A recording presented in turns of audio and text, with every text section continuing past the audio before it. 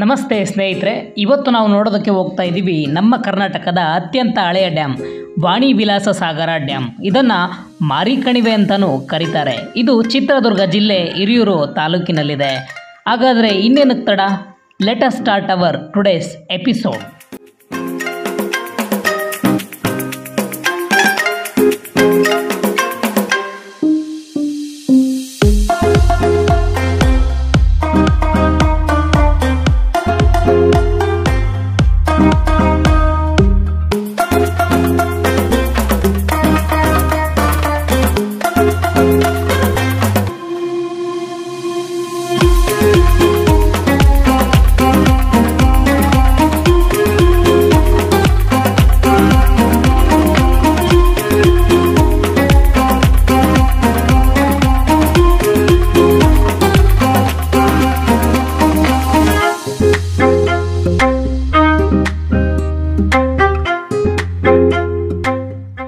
ಇತಿಹಾಸ.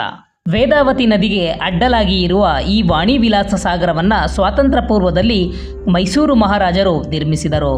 ಈ ಯೋಜನೆಯನ್ನು ಮಹಾರಾಜ ಚಾಮರಾಜ ಒಡೆಯರ್ ಅವರ ವಿಧವೆಯಾಗಿದ್ದ ರಾಜಪ್ರತಿನಿಧಿ ರಾಣಿ ಮಹಾರಾಣಿ ಕೆಂಪ ನಂಜಮ್ಮಣ್ಣಿ ವಾಣಿ ವಿಲಾಸ ಸನ್ನಿಧಾನ ಅವರು ಪ್ರಾರಂಭಿಸಿದರು.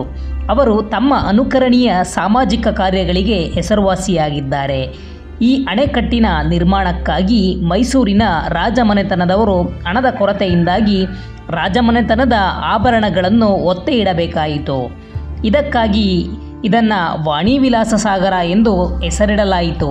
ಮಾರಿಕಣಿವೆ ನೀರಾವರಿ ಯೋಜನೆಯನ್ನು ಮೈಸೂರಿನ ಬ್ರಿಟಿಷ್ ನಿವಾಸಿ ಸರ್ ಮಾರ್ಕ್ ಕಬ್ಬನ್ ಅವರು ಪ್ರಾರಂಭಿಸಿದರು. 3 ಅಣೆಕಟ್ಟಿನ ಮತ್ತಷ್ಟು ಸುಧಾರಣೆಗಳನ್ನು 1897ರಲ್ಲಿ ದಿವಾನ್ ಶೇಷಾದ್ರಿ ಅಯ್ಯರ್ ಅವರು ಮಹಾರಾಜ ಶ್ರೀಕೃಷ್ಣ ಒಡೆಯರ್ ಅವರ ಆದೇಶದ ಮೇರೆಗೆ ಪ್ರಾರಂಭಿಸಿದರು. ಸಾಮರ್ಥ್ಯ: ಈ ಅಣೆಕಟ್ಟು 30 TMCFT ನೀರನ್ನು ಸಂಗ್ರಹಿಸುವ ಸಾಮರ್ಥ್ಯವನ್ನು ಹೊಂದಿದೆ. ಈ ಅಣೆಕಟ್ಟು 130 ಅಡಿಗಳ ಪೂರ್ಣ ಜಲಾಶಯದ ಮಟ್ಟವನ್ನು ಹೊಂದಿದೆ.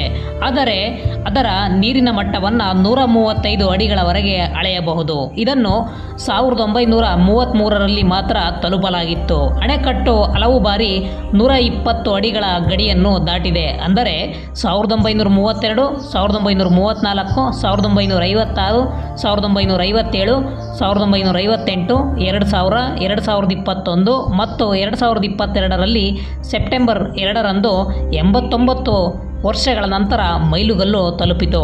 ಅಣೆಕಟ್ಟು 130 ಅಡಿಗಳಷ್ಟು ತುಂಬಿ 3000 ಕ್ಯೂಸೆಕ್ ನೀರುಗಳಿಗಿಂತ ಹೆಚ್ಚು ಒಳ ಹರಿವುಗಳನ್ನು ಕಂಡಿತ್ತು. ಭದ್ರಾ ಮೇಲ್ದಂಡೆ ಯೋಜನೆ. ಚಿತ್ರದುರ್ಗ ಮತ್ತು ಚಿಕ್ಕಮಗಳೂರು ಜಿಲ್ಲೆಯ ಪೂರ್ವ ಭಾಗದ ಜನರ ಕುಡಿಯುವ ಮತ್ತು ನೀರಾವರಿ ಅಗತ್ಯಗಳನ್ನು ಪೂರೈಸಲು ಜಲಾಶಯದಲ್ಲಿ ನೀರಿನ ಪ್ರಮಾಣ ಸಾಕಷ್ಟಿಲ್ಲದ ಕಾರಣ ಕರ್ನಾಟಕ ಸರ್ಕಾರವು ಭದ್ರಾ ಮೇಲ್ದಂಡೆ ಯೋಜನೆ ಎಂಬ ಮೈಲಿಗಲ್ಲು ಯೋಜನೆಯನ್ನು ಜಾರಿಗೆ ತಂದಿದೆ.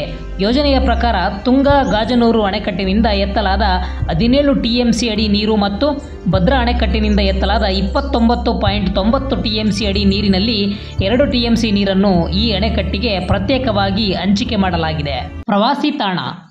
ಈ ಅಣೆಕಟ್ಟು ಹಲವು ವರ್ಷಗಳಿಂದ ಪ್ರವಾಸಿ ಆಕರ್ಷಣೆಯಾಗಿದೆ. ಆದರೆ ಪ್ರಮುಖ ಪ್ರವಾಸಿ ತಾಣವಾಗಿ ನಿರ್ಲಕ್ಷಿಸಲ್ಪಟ್ಟಿದೆ. ಆದಾಗ್ಯೂ ಇತ್ತೀಚಿನ ಅರಣ್ಯ ಇಲಾಖೆಯು ಹತ್ತಿರದ ಅರಣ್ಯ ಪ್ರದೇಶವನ್ನು ಪುನಃಸ್ಥಾಪಿಸಲು ಕೈಗೊಂಡ ಅಭಿವೃದ್ಧಿ ಕಾರ್ಯಗಳು ಮತ್ತು ಹಳೆಯ ಭಾರತೀಯ ಸಾಂಸ್ಕೃತಿಕ ಥೀಮ್ನೊಂದಿಗೆ ಔಷಧಿಗಳ ಸಸ್ಯಗಳ ಉದ್ಯಾನವನದ ಪಂಚವಟಿ ಉದ್ಯಾನಗಳು ಮತ್ತು ಪ್ರವಾಸಿ ವ್ಯಕ್ತಿತ್ವವನ್ನು ಸುಧಾರಿಸಿದೆ. ಇದು ಜನಪ್ರಿಯ ವಾರಾಂತ್ಯದ ವಿಹಾರ ತಾಣವಾಗಿದೆ.